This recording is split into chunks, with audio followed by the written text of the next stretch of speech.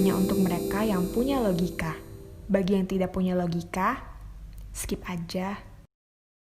Terus terang, saya heran luar biasa dengan orang-orang yang sampai sekarang berusaha membangun keraguan mengenai kejujuran polisi dalam kasus tewasnya 6 anggota Laskar FPI 3 minggu yang lalu.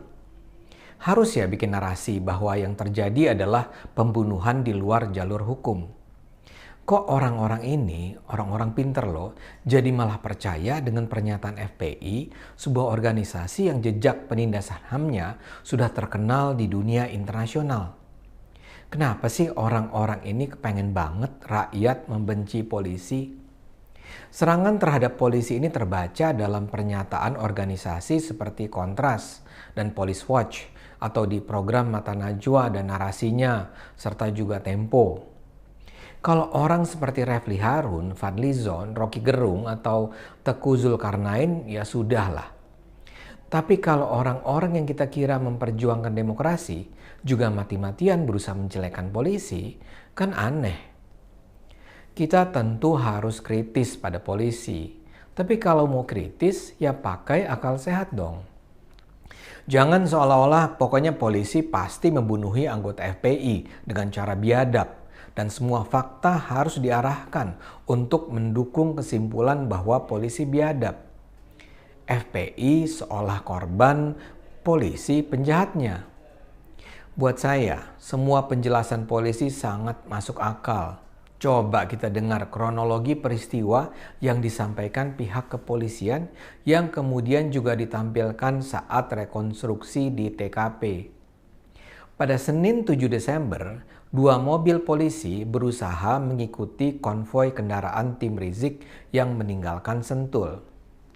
Hanya 2 mobil polisi ya, dan tugas mereka bukan dalam rangka menanggap Rizik, cuma mengikuti. Kalau kata polisi sih, Rizik diawasi karena adanya informasi potensi keramaian massa yang mungkin sekali akan dimobilisasi FPI menjelang pemeriksaan Rizik. Tapi buat saya, alasan lebih simpel kenapa Rizik harus diawasi ya dia kan memang pengecut, tukang kabur, dan dia kan menyimpan banyak informasi penting tentang kaum radikal anti-Indonesia. Jadi dia nggak boleh lepas. Wajar dong kalau diawasi. Jadi begitu tim pemantau yang terdiri dari 7 orang polisi tak berseragam ini melihat rombongan mobil Rizik keluar, mereka pun menguntit. Diperkirakan ada 9 mobil dalam rombongan Rizik. Dari percakapan yang terekam dalam alat komunikasi Laskar, diketahui jelas bahwa mereka sadar bahwa mereka sedang diikuti polisi. Karena itulah dalam perjalanan di tol ada 2 mobil dari tim Rizik yang bertugas mengganggu dan menghalangi laju 2 mobil polisi. Dan sukses. Mobil polisi akibatnya tertinggal jauh dari rombongan Rizik. Kedua mobil polisi ini pun juga terpisah, tidak beriringan. 1 mobil polisi melaju dan harus berhadapan dengan 2 mobil Laskar FPI, sementara 1 lagi tertinggal. Mobil Laskar FPI itu kemudian keluar dari jalur tol di daerah Kerawang dengan diikuti 1 mobil polisi. Ini semua berlangsung saat tengah malam, di jalanan sepi dan lampu penerangan pun mati. Tiba-tiba saja mobil polisi ditabrak dari sisi kiri. Yang menabrak kemudian melarikan diri. Mobil Laskar FPI yang kedua berhenti dan dari dalam mobil keluar 4 orang dengan membawa parang dan senjata tajam. Mereka menyerang dengan memukul-mukulkan senjata ke arah mobil polisi. Merasa terancam, polisi mengeluarkan pistol dan menembak peringatan ke udara seraya berteriak bahwa mereka adalah petugas. 4 anggota Laskar FPI itu kembali ke mobil, namun sebelum melarikan diri, 2 orang yang berdiam di dalam mobil menembak dengan senjata api 3 kali ke arah mobil petugas. Kejar-kejaran pun kemudian kembali terjadi, 1 mobil lawan 1 mobil. Dalam aksi itulah saat saling salib dari dalam mobil Laskar kemudian beberapa kali tembakan ke arah petugas. Petugas membalas juga beberapa kali, efeknya ternyata fatal. Tembakan polisi mengenai dan menewaskan 2 anggota Laskar. Mobil FPI sempat kembali masuk ke jalan tol, sampai akhirnya ban mobil Laskar ditembak sehingga kempes dan mobil harus berhenti di rest area kilometer 50 tol Jakarta Cikampek. Mobil tersebut terhalang sejumlah kendaraan yang tengah parkir, sehingga mudah bagi mobil polisi menghampirinya. Laskar disuruh turun dari mobil dan saat itulah diketahui 2 orang sudah tewas akibat tembak-tembakan dalam pengejaran. 4 lainnya diperiksa dan diperintahkan tengkurap selama beberapa waktu. Sesudah mobil polisi kedua datang, 4 anggota FPI dibawa ke mobil polisi. Nah, dalam kondisi itulah polisi yang cuma 7 orang harus memecah kelompok.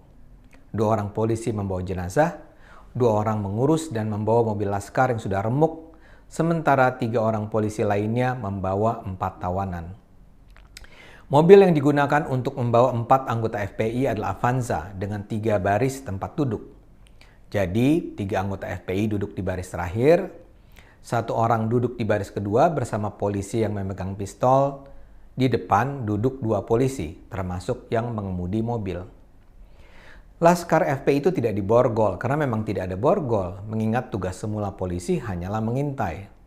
Dan siapa pula yang membayangkan setelah apa yang sudah mereka lewati? Bayangkan 2 kawannya mati di depan mereka sendiri mestinya sudah ketakutan. Bagaimana mungkin mereka akan tetap nekat melawan?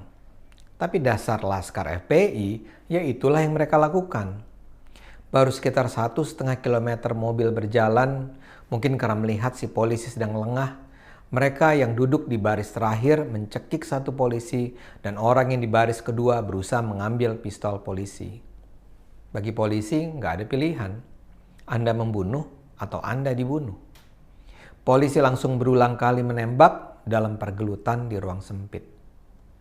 Tembak-tembakan dari jarak dekat itulah yang mematikan keempat Laskar FPI.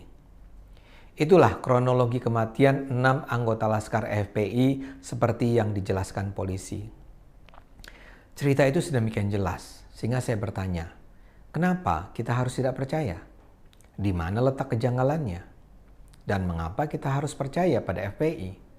Rizik, Munarman, dan kawan-kawan yang berusaha menggambarkan bagaimana polisi berusaha menyerang mereka. Rizik mengatakan mereka sebenarnya sedang dibawa polisi ke ladang pembantaian.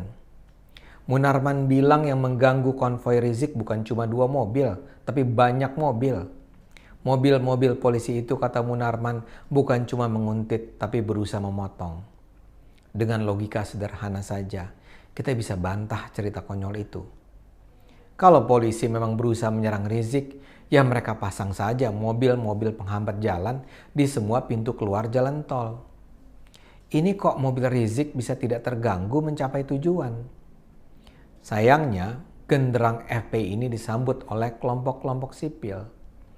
Wakil Koordinator Kontras bilang ada kejanggalan dalam hasil rekonstruksi. Menurutnya, kejanggalan utama adalah kok ada korban tewas di dalam mobil?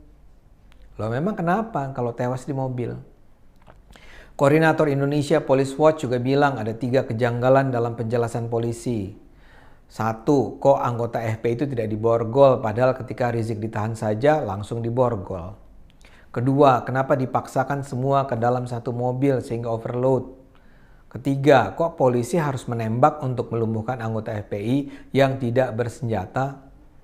Ini sih namanya belum cari informasi, udah bikin kesimpulan. Kalau mereka dengar penjelasan polisi, mereka bakal tahu kenapa anak-anak FPI itu nggak diborgol. Kenapa umpel-umpelan dalam 1 mobil. Kenapa ditembak. Penjelasan polisi sudah sangat jelas. Kondisinya darurat. Kalau Anda berada di lapangan dan nyawa Anda terancam, saya yakin Anda juga tidak akan sempat berpikir terlalu panjang. Membunuh atau dibunuh. Semua penjelasan polisi masuk di akal, dan semua tidak menunjukkan polisi melakukan pembunuhan tidak legal.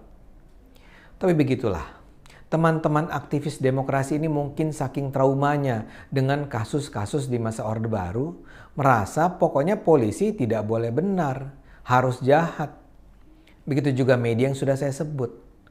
Mata Najwa misalnya jelas-jelas membangun kesan bahwa para anggota FPI itu disiksa sebelum dibunuh.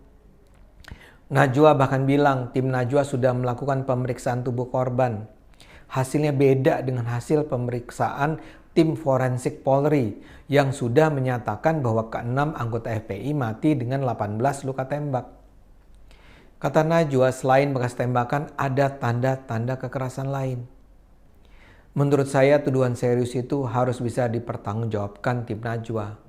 Mungkin pekan depan sebaiknya tim forensik dari Najwa dipertemukan dengan tim forensik Polri dan bicara di depan publik. Tempo juga berulang-ulang membangun kesan bahwa sebetulnya pembunuhan itu tidak berdiri sendiri. Di rest area tempat pembunuhan terjadi, digambarkan Tempo, sudah berhari-hari ada mobil-mobil polisi yang sedang mempersiapkan aksi penting, entah apa. Demikian pula Tempo menggambarkan bahwa para anggota FPI itu sebelum dibunuh disiksa dulu, ditendang dan sudah memohon ampun. Semua itu didasarkan pada cerita informan Tempo tanpa verifikasi. Penggalan-penggalan informasi ini sebenarnya nggak bicara apa-apa, tapi ketika dihimpun dalam kerangka tertentu, jelas mendorong orang untuk tidak percaya pada penjelasan polisi. Misalnya saja soal polisi menendang anggota FPI. Ya ini bisa sekali terjadi, bayangkan saja keadaannya. Mobil polisi itu ditabrak, diserang, ditembak, saling salib, kejar-kejaran, dan pada titik tertentu polisi bisa menghentikan para anggota FPI. Apakah ketika para anggota akhirnya bisa memaksa laskar itu turun, polisi akan memperlakukan mereka dengan penuh kasih sayang? Kalau ada polisi menendang anggota FPI, itu bisa sangat dimengerti. Tapi Tempo menggambarkannya seolah-olah terjadi kebiadaban. Buat saya, sikap anti polisi ini sama sekali nggak membawa manfaat. Tapi barangkali kita memang tidak bisa lagi terlalu berharap pada mereka. Yang kita bisa lakukan adalah terus membangun akal sehat untuk menghadapinya. Yuk terus gunakan akal sehat. Hanya kalau kita gunakan akal sehat, negara ini akan selamat.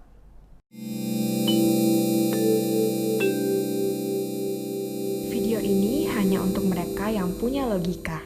Bagi yang tidak punya logika, skip aja.